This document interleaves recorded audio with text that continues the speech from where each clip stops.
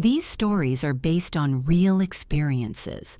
If you've lived something similar and want to share your voice, write to us at OurSilentStories at hotmail.com.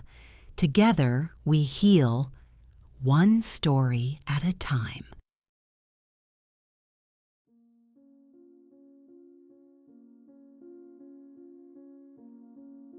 I remember the sound of the clock that morning.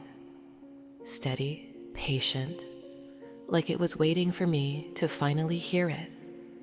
The house was silent, but it wasn't peaceful. It was the kind of silence that swallows you whole. I had just turned 55, 30 years of marriage behind me. On the surface, we looked perfect.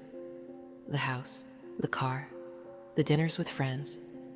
But behind the walls, there was a constant hum of fear. Not the kind that makes you scream, the kind that makes you disappear.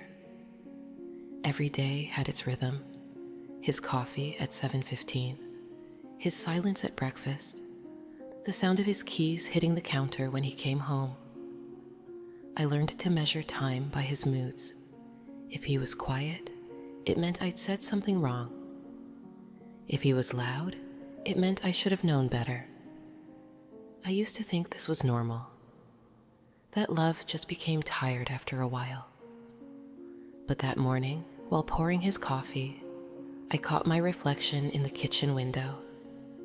My face looked older than I remembered, my eyes empty. I stood there for a long time, holding the mug, watching the steam fade into nothing. And suddenly I whispered to myself, this can't be all there is. I don't know why that moment changed everything, but it did. My mind went back to the first time he screamed at me. We were young, sitting in a restaurant. I had said I was homesick, and in front of everyone, he called me selfish. I cried, and he told me I was embarrassing him. Later that night, he apologized, said he was stressed, and I believed him.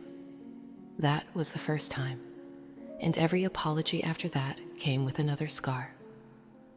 I used to write letters to myself, secretly. I'd hide them in a drawer, little reminders that I was still there, somewhere under all the noise. You'll leave one day, one of them said. I found that letter years later, folded so many times the edges were tearing. I think that morning, those words finally caught up with me. I walked to the bedroom quietly. He was still asleep. His breathing, steady, heavy. I stood there, looking at the man I'd spent half my life with, and realized I didn't know him anymore. Maybe I never really did. On the dresser was a photo of us on our wedding day. We looked happy, innocent. I remember that girl in the white dress. She thought love could fix everything. I wish I could tell her that love shouldn't hurt, that silence isn't safety. I took one small suitcase, just enough clothes for a few days, a book, and that letter. My hands were shaking so badly that I dropped my keys twice. But I didn't stop. I left a note on the counter. I can't do this anymore. I stood at the door for a few seconds, my whole body frozen between the life I knew and the life I hadn't met yet. And then I opened it. The sound of that door clicking shut behind me was the loudest sound I'd ever heard.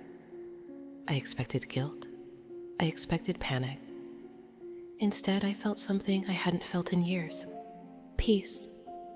I remember driving with no destination. The world outside looked new. The trees, the sunlight, even the air felt different. I stopped at a small diner off the highway. The waitress smiled at me, asked if I wanted coffee. I said, yes, please. And for the first time in years, I added cream, because that's how I liked it.